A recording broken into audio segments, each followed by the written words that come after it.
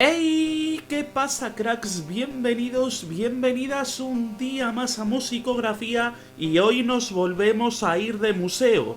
Hoy nos vamos a investigar obras de arte y de la mano de Ahab, que lo habéis pedido un montón. Si bien no vamos a hablar de la que para mí es la joya de la corona de su discografía y creo que para la mayoría también, os vamos a hablar de la portada de este disco de aquí, The Divinity of Oceans, un disco que personalmente me encanta y que bueno, creo que le pasó un poco de factura a ser el sucesor de ese Call of the Wretched Sea, pero sigue siendo muy emocionante y un gran disco. Esto al final es algo que le suele pasar a muchos trabajos, que como es el siguiente a su obra maestra, pues se queda un poquito por debajo de lo que era el anterior, porque la gente va con expectativas de que todo sea legendario y maravilloso, y eso no puede ser. Y es igual de emocionante que la historia que hay detrás del cuadro, que la historia que hay detrás del disco, y es que la verdad que en esta ocasión nos vamos a centrar mucho en eso también, en la historia que hay detrás de las cosas, porque la verdad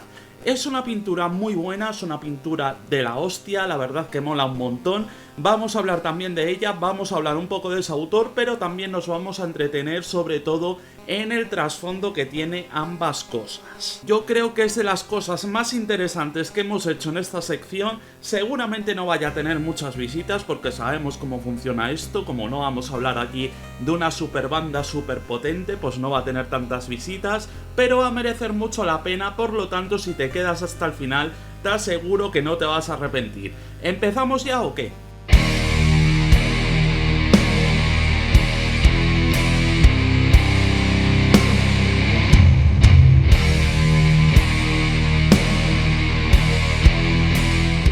Theodore Géricault es considerado como una de las figuras pioneras dentro de la pintura romántica, y no es para menos dado que a pesar de su corta vida, marcó un estilo que desde bien pequeño rechazó el neoclasicismo imperante, estudiando a Rubens y empezando también pues a partir del modelo, sin dibujos preparatorios ni nada por el estilo. Además, encima desde 1816 a 1818 estudió a Miguel Ángel y ya se empezó a preparar un poco para lo que es el barroco, o sea que no era un chico que precisamente no tuviese las ideas claras, estaba muy marcado desde el principio lo que quería hacer. Como hemos dicho, esta vez no nos vamos a centrar tampoco en el personaje, pese a que podríamos comentar que también Extremity posee una portada con un cuadro del mismo autor. Aún con todo, hay una pregunta que seguro que se os está pasando por la cabeza ahora mismo. ¿Qué tiene tanto secretismo en la portada de Ahab del Divinity of Oceans con este autor en concreto? ¿Dónde está tanto misterio? Veréis, hace falta remontarse al 17 de junio de 1816. En ese momento, una fragata llamada Medusa parte del puerto francés para navegar hasta San Luis, en Senegal, con el objetivo de tomar posesión de la colonia de África, la cual Inglaterra había restituido en Francia. Con su moderno navío, la fragata a bordo con el gobernador de Senegal, su familia, el personal administrativo y un batallón de infantería, llegaría al lugar y todo saldría a pedir de boca. O eso es lo que creía. El tema es que, como podéis estar vaticinando, la verdad que las cosas en estos casos, que parece todo tan maravilloso, no salen tan bien como uno desea y la tragedia estaba acechando cual buitre negro en el cielo. El capitán de la nave, muy listo él por cierto, decidió hacer caso omiso a las señales de precaución de los barcos acompañantes, y aun con el mar poniéndose cada vez más bravío, el capitán forzó la situación y la fragata acabó encallando en el banco de Arguin, naufragando definitivamente, y aun con señales de que podrían conseguir salir vivos de aquellas, las olas empujaban a la nave una y otra vez. Desde aquel momento, pues la tragedia se veía venir, era inevitable. La noticia de todo este suceso, la verdad que estaba siendo intentada, pues, eliminar o al menos ocultar de alguna manera por la monarquía instaurada por aquel entonces.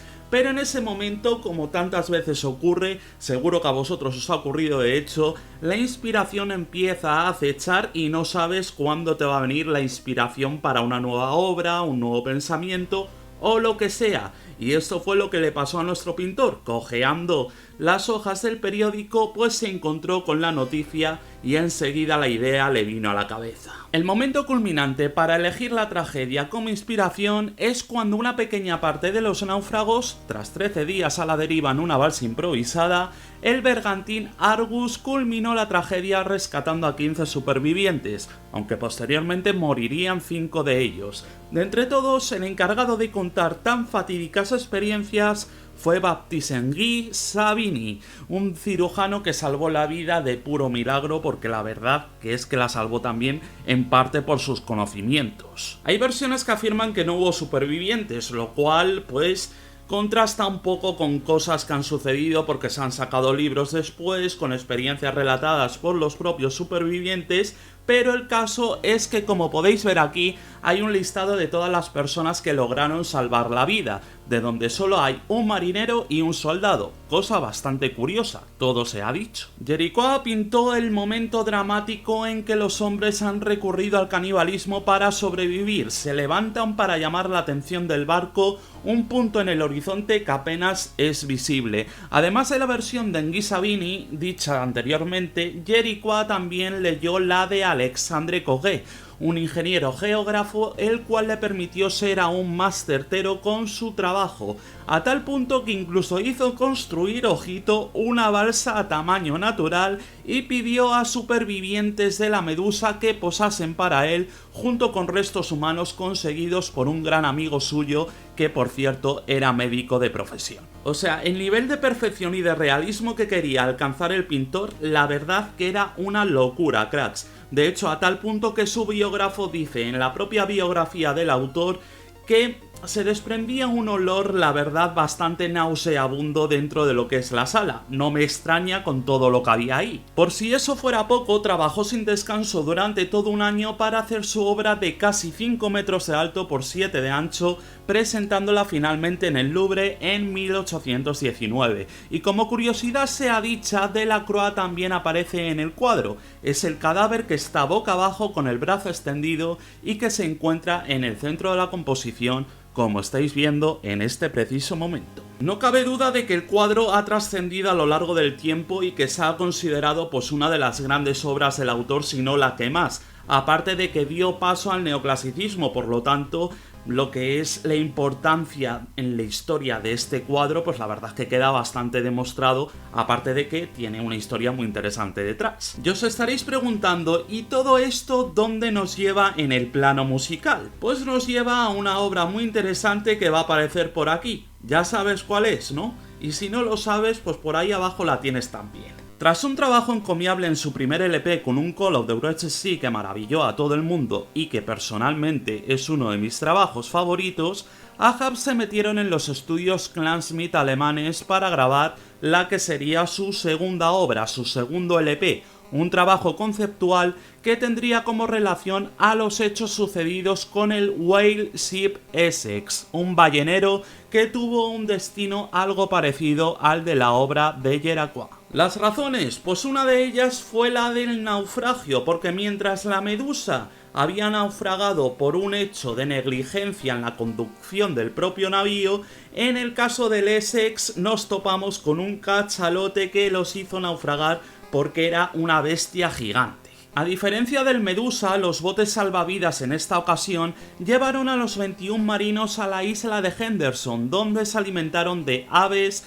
pescado y vegetales, pero tras una semana agotaron absolutamente todas las provisiones. La mayoría de los tripulantes volvieron a sus botes, pero 3 de ellos se quedaron en la isla. Con el paso del tiempo, tanto las enfermedades como los problemas mentales y los problemas de relación entre los tripulantes empezaron a crecer, y esto nos llevó a la relación que tiene tanto la portada como el disco en sí, como las letras y toda la historia que hay detrás. Empezó el canibalismo, tal y como ocurrió en el Medusa. Con rifas para ver quién sería la primera persona consumida por la tripulación, uno a uno fueron cayendo con este método y acabaron por sobrevivir el capitán George Pollard y un marino llamado Charles Ramsdell, que acabaron por perder el juicio ante esta situación. Mientras tanto, las 3 personas que se quedaron en la isla original que os hemos comentado anteriormente sobrevivieron, y uno de ellos, llamado Owen Chase, quien fuese primer oficial,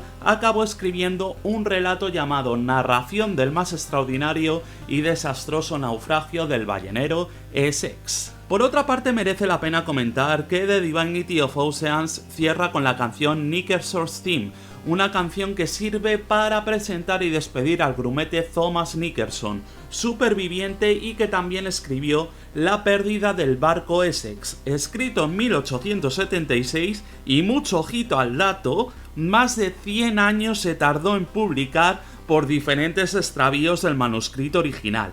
Telita. Si bien me parece una relación excelente la que tiene la portada con la que tiene la historia, ambas historias, tanto la del disco como la de la medusa, aquí hay una relación también bastante clave para entender y dentro también del universo de Ahab. ¿Adivináis cuál? Porque ¿qué pasa si os digo que tiene relación con dos obras literarias? Uno de esos ejemplos es que Edgar Allan Poe se inspiró en la supervivencia para la primera mitad de la narración de Arthur Gordon Pym, pero lo que resulta más revelador es que la inspiración también le vino a un tal Herman Melville, que acabó tomando alguna que otra cosilla para escribir Moby Dick, la cual también podemos relacionar tanto al nombre del grupo alemán de Funeral Doom Metal, que al final pues se llama Ahab, como el capitán Ahab, el protagonista de Moby Dick, pero también lo podemos relacionar a su primera obra, basada en el famoso libro de Melville, nos referimos a The Call of the Red Sea. Y bueno, yo creo que este viaje ha sido bastante interesante, de hecho, si os pica la curiosidad, hay un montón de libros al respecto que os voy a dejar en el comentario fijado, que son bastante curiosos, muchos de ellos incluso los podéis leer gratis por internet. Así que nada, ya nos embarcaremos en más aventuras. Por aquí os dejo deberes si no habéis visto esto y nos despedimos hasta la próxima, cracks. ¡Adiós!